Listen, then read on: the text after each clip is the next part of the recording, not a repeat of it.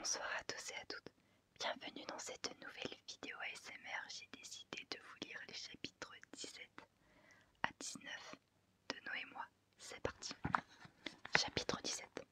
Quand je regarde le ciel, je me demande toujours où ça va. S'il y a une fin, combien de milliards de kilomètres il faudrait faire pour en voir le bout.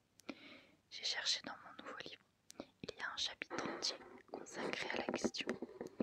Diverses observations interprétées dans le cadre de la théorie du Big Bang suggèrent que l'univers est âgé de 13,7 milliards d'années. C'est environ 300 000 ans après sa naissance que la lumière a pu circuler librement. L'univers serait devenu transparent. L'objet le plus lointain théoriquement observable a émis sa lumière aux premiers instants de l'univers transparent. Il définit ce qu'on appelle l'horizon invisible. Le rayon de 13,7 milliards d'années-lumière est donc celui de l'univers visible. Au-delà de cette distance, on ne peut rien voir, on ne sait pas si l'univers s'étend plus loin ou pas. On ne sait pas si la question même a un sens. C'est pour ça que les gens restent chez eux dans leur petit appartement, avec leurs petits meubles, leurs petits bols, leurs petits rideaux, et tout à cause du vertige. Car si on lève le nez, la question inévitablement se pose, et puis aussi celle de savoir ce que nous sommes. Nous si petits dans tout ça. Le soir, quand mon père rentre, je l'assaille de questions auxquelles il ne sait pas toujours répondre. Alors il cherche dans des livres ou bien sur internet. Il n'abandonne jamais, même quand il est très fatigué. L'autre jour, je lui ai demandé ce que ça voulait dire tellurique. J'ai bien senti qu'il aurait préféré allumer la télévision et regarder une bonne série avec des flics modernes qui passent leur journée à résoudre des énigmes et traquer des criminels, mais qui ont des soucis comme tout le monde et des histoires d'amour aussi. N'empêche qu'il a cherché dans ses livres pour me donner une définition exacte. Mon père, s'il avait voulu, il aurait pu être un bon flic de série télé. Il ne s'énerve jamais. Il a une veste en cuir, une épouse malade dont il s'occupe très bien et une fille adolescente un peu pénible. Bref, tous les ingrédients nécessaires pour qu'on s'attache à lui et qu'on n'ait pas envie qu'il lui arrive quelque chose. Quand je regarde un film avec lui, je fais feu de silence, mais parfois c'est plus fort que moi. Je ne peux pas m'empêcher d'ajouter un commentaire ou d'attirer son attention. Par exemple, quand l'héroïne est assise sur le canapé, les cheveux derrière les épaules, et qu'au plan d'après, alors qu'elle n'a pas bougé, ses cheveux pendent devant. Pour me taquiner, il me dit arrête l'ordinateur loup, appuie sur pause, et puis il m'ébouriffe les cheveux. Je vais t'en faire une coiffure, moi tu vas voir. Quand j'étais petite, ma mère déposait 1 ou 2 carrés de chocolat sur une tranche de pain. Elle la glissait dans le four, j'attendais derrière la vitre. Je regardais le chocolat fondre, passer de la forme solide à la forme molle. C'est ce qui me plaisait le plus, assister à cette métamorphose. Bien plus encore que la perspective d'étaler le chocolat sur le pain et de déguster le résultat. Quand j'étais petite, je regardais le sang coaguler sur mes écorchures. J'ignorais la douleur, j'attendais la dernière goutte, celle qui allait sécher, celle qui allait devenir une petite croûte que je finirais par arracher. Quand j'étais petite, je restais le plus longtemps possible, la tête en bas pour devenir toute rouge, me redresser d'un coup et regarder dans le miroir mon visage reprendre peu à peu une couleur normale. Je faisais des expériences. Aujourd'hui, j'attends la transformation de mon corps. Je ne suis pas comme les autres filles. Je ne parle pas de celles de ma classe qui ont 15 ans. Je parle de celles de mon âge. Je vois bien, quand je les croise dans la rue, elles marchent comme si elles allaient quelque part. Elles ne regardent pas leurs pieds et leur rire résonne de tous les serments qu'elles ont partagés. Moi, je n'arrive pas à grandir, à changer de forme. Je suis toute petite, je reste une toute petite. Peut-être parce que je connais ce secret que tout le monde fait semblant d'ignorer. Peut-être parce que je sais à quel point nous sommes de toutes petites choses. Quand on reste dans un bain trop longtemps, on a les doigts tout fripés. J'ai lu l'explication dans un livre. La couche supérieure de notre peau, l'épiderme, absorbe l'eau, se dilate et fait des plis. Voilà le vrai problème. Nous sommes des éponges. Et pour ma part, cela ne concerne pas seulement les mains et les pieds. J'absorbe tout le temps. Je suis perméable. Ma grand-mère trouve que c'est dangereux et très mauvais pour la santé.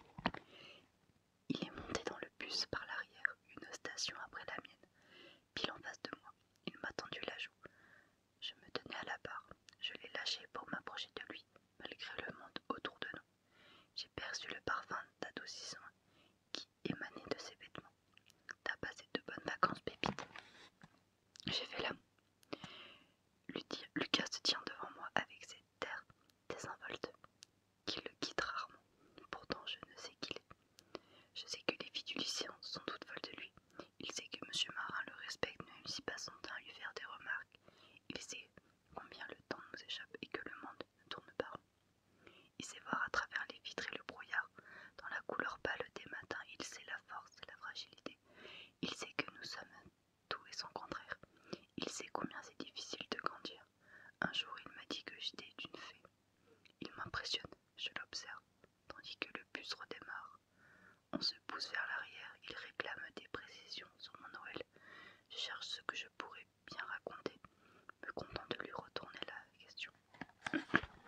Il est parti chez ses grands-parents. À la campagne, il hausse les épaules avec un sourire. J'aimerais lui dire que j'ai perdu une eau, que je m'inquiète pour elle. Je suis sûre qu'il comprendrait.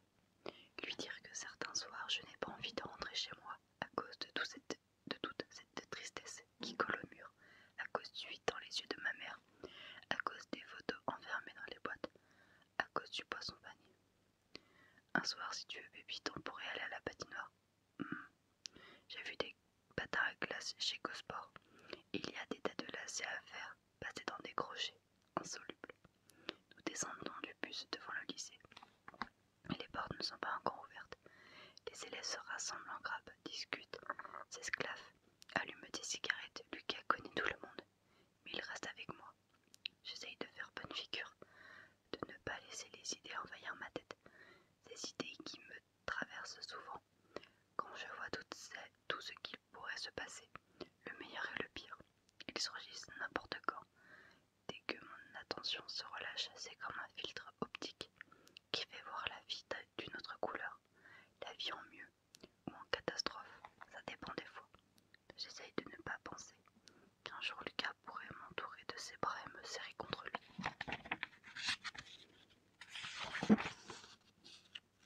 Chapitre 19. Je sors par la grande porte, perdue au milieu du flot. Sur le trottoir d'en face, je l'aperçois tout de suite. Un point sombre dans la lumière du soir. No m'attend. Elle s'est souvenue du nom de mon lycée et elle est venue. Elle ne traîne pas avec elle son... Je suis perdue. Elle avec son habituel partin. Seulement un sac qu'elle porte en bandoulière. Noëlla. Il me suffit de traverser la rue.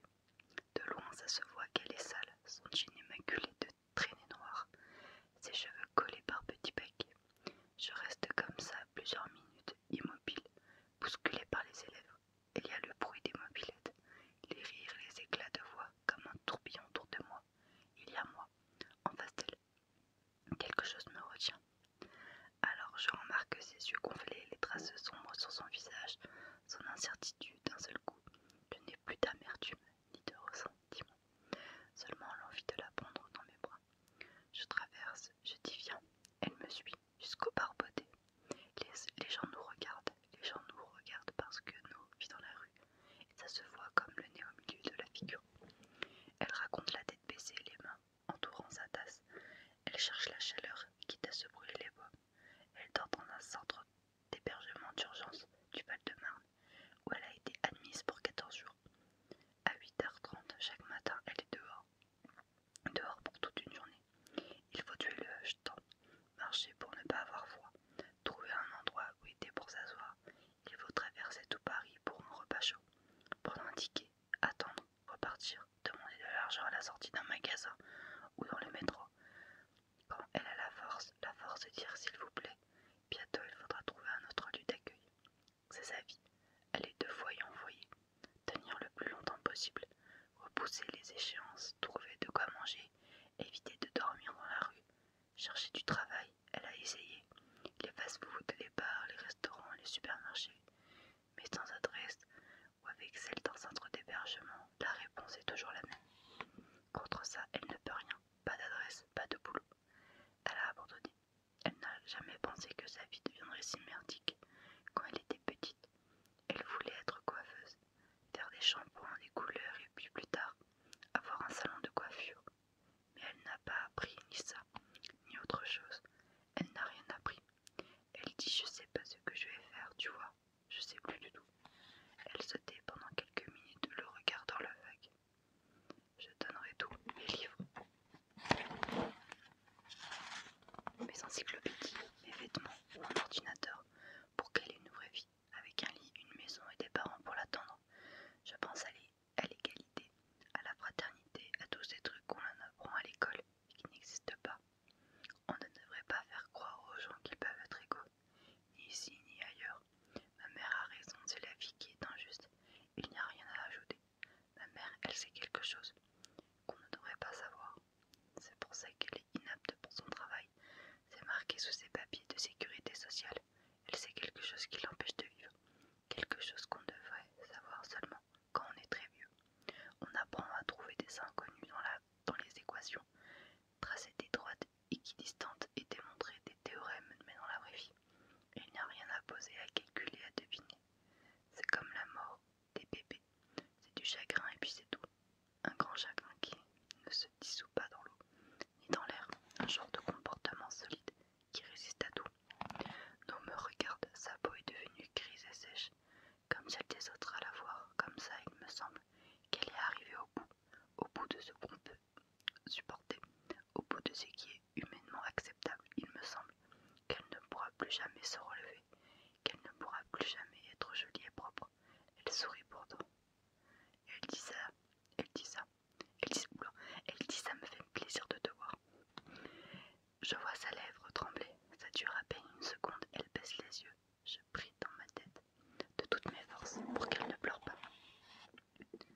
Même si je ne crois pas tous les jours en Dieu, parce que si elle se met à pleurer, je m'y mets aussi. Et quand je commence, ça peut durer des heures, c'est comme un barrage qui cède sous la pression de l'eau, un déluge, une catastrophe naturelle et pleurer. De toute façon, ça ne sert à rien. Elle racle le fond de sa tasse avec sa petite cuillère pour attraper le sucre. Elle se renverse sur sa chaise. Elle a repris le dessus. Je le vois à sa façon dont elle serre à la mâchoire, je la connais. Alors ton exposé. Je lui raconte combien j'ai eu peur devant toute la classe, ma voix qui tremblait au début. Et puis après, plus du tout, parce que c'était comme si elle avait été avec moi, comme si elle m'avait donné la force. Et puis le soulagement quand ça a été fini, les applaudissements et tout. Et puis le cas du ce garçon dont je t'avais parlé. Ça fait au moins 2 fois qu'il me propose de venir chez lui après les cours. Et puis il veut que je vienne avec lui à la patinoire. Mais à chaque fois je me défile. Je ne sais pas trop quoi faire. Elle aime que je lui raconte des histoires. Elle est comme une toute petite fille. Je vois bien qu'elle écoute en vrai. Peut-être parce que ça lui rappelle ses souvenirs de quand elle allait encore à l'école. Elle a les yeux qui brillent. Alors je parle, je lui raconte Lucas, ses 2 ans de retard, les opinels qu'il collectionne, ses cheveux noirs, la cicatrice au-dessus de sa bouche, qui descend, blanche en biais.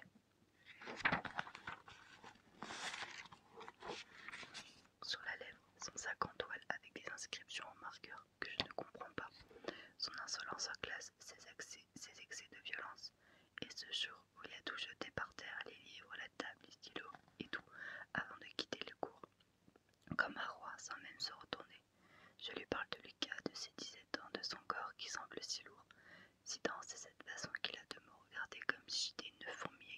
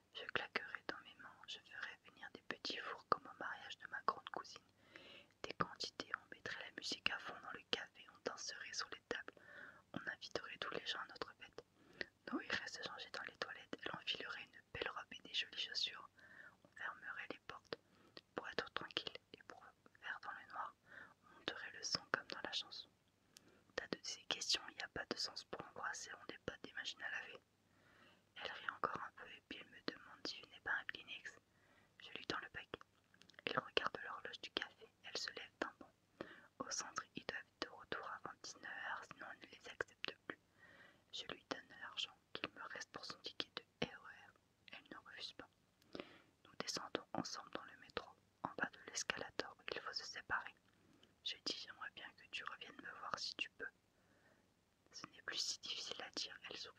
D'accord, tu le promets. Elle passe sa main dans mes cheveux d'un geste rapide, comme on fait avec les enfants.